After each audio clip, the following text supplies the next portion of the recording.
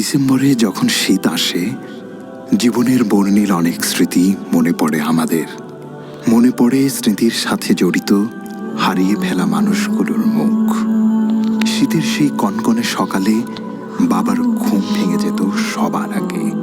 আমরা গা গুটিয়ে লেপের নিচে শুয়ে থাকতাম, আর বাবা উঠে গায়ে চাদর জড়িয়ে নামাজের জন্য তৈরি হতেন। কেমন ছিল সেই মুহূর্তগুলো! বাড়ির উঠোনের টিউবওয়েলের কাছে বাবার অজুর শব্দ, ঠান্ডা পানিতে হাত মুখ ধুতে গিয়ে বাবার কাঁপাকাঁপি চোখে ভাসে এখনো। মুখে কোনো অভিযোগ নেই, নেই কোনো অলসতা। বাবাকে দেখে নিজেদের দিকে তাকালে খুব দুর্বল ও অপরাধী লাগত। উদু শেষে বাবা মৃদু গলায় ডাকতেন, উঠো বাবা, নামাজ পড়বে না? কখনো মনে হতো এই কনকনে শীতে বাবা কেন এত সকালে আমাদের জাগান। কিন্তু আজ বুঝি সেটা ছিল ভালোবাসা ও দায়িত্বের ডাক। সেই ডাক আর শোনা হয় না। এখন শীতের সকালগুলো কেমন যেন নির্জন, নিঃশব্দ, বাবাহীন, একা।